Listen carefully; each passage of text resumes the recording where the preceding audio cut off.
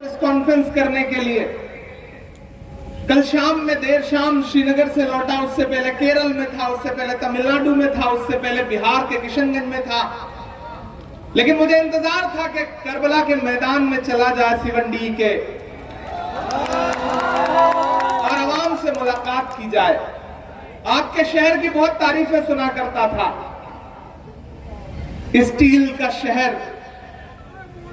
बोकारो। प्रणव झा जी हमारे साथी बैठे हैं, इनसे बहुत देर बात होती रही इस शहर को लेकर के। इस शहर के अपने दर्द हैं और इस शहर की अपनी मोहब्बतें हैं। मैं जानता हूं कि इस शहर ने बड़ी कुर्बानियां दी हैं। हजारों लोग इस भीड़ में ऐसे भी मौजूद होंगे जिन्होंने बड़ा दर्द झेला है।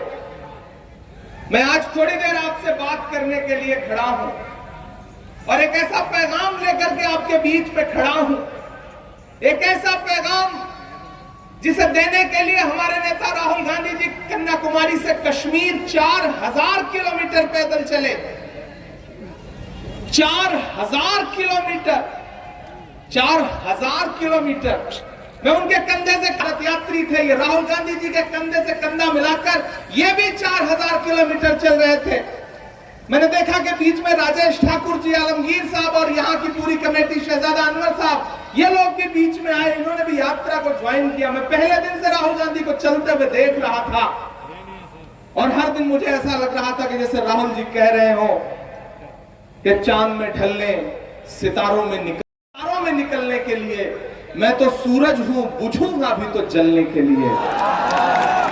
मैं तो सूरज हूं, बुझूंगा भी तो जलने के लिए। मंजिलों तुम ही कुछ आगे की तरफ बढ़ जाओ, रास्ता कम है मेरे पांव को चलने के लिए। मैं मुसलसल उनके साथ चलता था और मैं देखता था कि हर दिन वो लाखों लोगों से मिलते थे, हुजूम उमड़ के आता था और राहुल गांधी जी बस एक बात कहते थे, नफरत छोड़ो, भारत जोड़ो। सुनने में बड़ा सामान्य सा नारा है, सुनने में बड़ी आम सी बात है कि नफरत छोड़ो, भारत जोड़ो। जानते हैं क्यों? राहुल गांधी जी के बारे में बड़े बड़े परसेप्शन बना रखे थे भारतीय जनता पार्टी की सोशल मीडिया ने, मीडिया ने। जिस दिन से उन्होंने चलना शुरू किया, पहले दिन से बनाया हुआ हर मिथक टूटना शुरू हुआ। वो कहते थे कि राहुल गांधी तो शहजादे हैं, राजकुमार हैं, महलों में रहते हैं।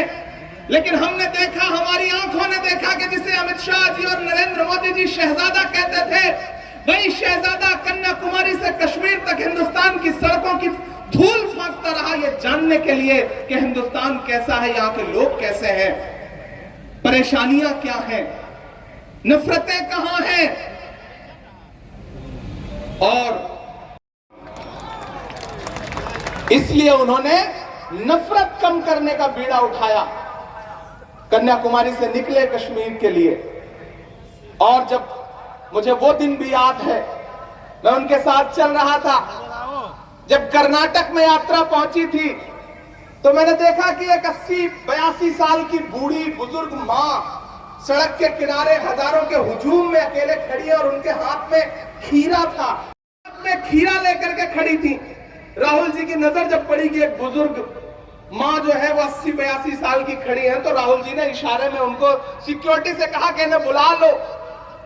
वो खीरा लेकर के राहुल जी के पास पहुंची और राहुल जी को खीरा दिया और कन्नड़ भाषा में जो उनकी, तो उस बूढ़ी मां ने कहा कि तुम्हारी दादी ने, इंदिरा जी ने जब भूमि सुधार अधिनियम लागू किया था तो मैं बहुत गरीब थी, मेरे पास जमीन का एक भी टुकड़ा नहीं था। उनके उस कानून की वजह से मुझे थोड़ी सी जमीन मिली थी, ये उसी जमीन का खीरा है जो मैं लेकर के आई। हमने ऐसे ऐसे मंजर देखे उस यात्रा के दौरान, और उस यात्रा का असर देखिए कि कर्नाटक में 21 दिन थी वो यात्रा। वो कर्नाटक जो हमारे राष्ट्रीय अध्यक्ष मल्लिकार्जुन खड़गे साहब का सूबा है, और आपने, हमने, सबने देखा कि पूरी भारतीय जनता पार्टी, प्रधानमंत्री जी अपने मेयर से नीचे उतर के भाषण करते रहे, वहां पर नारे लगाते रहे वहां पर। लेकिन एक तरफ मोर्चा संभाला मल्लिकार्जुन खड़गे जी ने, एक तरफ मोर्चा संभाला राहुल गांधी जी ने, एक तरफ मोर्चा संभाला प्रियंका जी ने, और अंजाम क्या रहा? कि पूरी ताकत लगा के, पूरी मशीनरी लगा करके भारतीय जनता पार्टी कांग्रेस पार्टी से हार गई। और सिर्फ हार नहीं गई, बुरी तरह हार गई। मुझसे